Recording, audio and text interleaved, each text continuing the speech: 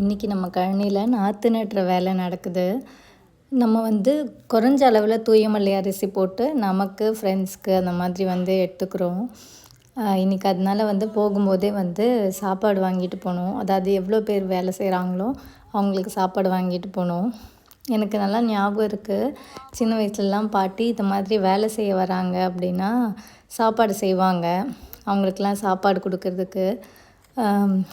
எனக்கு ஏன் அப்படின்னு தோணுதுன்னா, இதெல்லாம் அதாவது இப்போ நம்ம கழனியில் வேலை செய்கிறதோ இல்லை இயற்கையிலேருந்து ஒரு பொருளை நம்ம ஒரு நெல் போட்டு அதை நம்ம அரிசியாக எடுக்கும்போது அதை பெருக்கி எடுக்கிறோம்ல, அதாவது நிறைய எடுக்கிறோம்.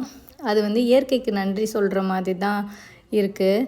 அதனால் வேலை செய்ய வரவங்களுமே நிறைவாக இருக்கணும் அப்படின்றது தான் எல்லோரும் சாப்பாடு செஞ்சு கொடுக்குறாங்க. எனக்குமே ஃப்யூச்சரில் நானே சமைச்சு கொடுக்கணும் அப்படின்ற ஆசை இருக்குது. கண்டிப்பாக அது ஒரு நாள் நிறைவேறும் அப்படின்னு நினைக்கிறேன். அந்த மாதிரி முன்னாடி தமிழர்கள் இதில் பார்த்திங்கன்னா எப்போவுமே யார் வந்தாலுமே சாப்பாடு கொடுக்கணும், அதாவது அவங்க நிறைவாக ஃபீல் பண்ணணும் அப்படின்றது தான் நம்மளோட இதில் இருக்குது. நிறைய இப்போது எல்லாமே குறைஞ்சி வந்ததுனால இப்போது நம்ம அதெல்லாம் பார்க்க முடியறதில்ல. ஆனாலும் ஊர் சைடில் இன்னும் நிறைய பேர் அது ஃபாலோ பண்ணிட்டு தான் இருக்காங்க. சரி, அப்படியே ஆரூரோட ஃப்ரெண்ட்ஸும் கூப்பிட்டு போனோம். குளத்துல இறங்கி பசங்க நல்லா என்ஜாய் பண்ணிட்டுருந்தாங்க.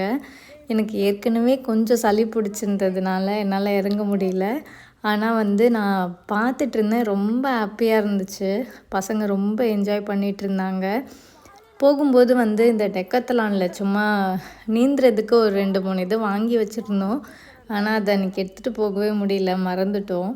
அதனால் பசங்க பக்கத்தில் இருக்க கேனு அப்புறம் ஒரு பால் இருந்துச்சு, அதை வச்சு நீந்திட்டு இருந்தாங்க.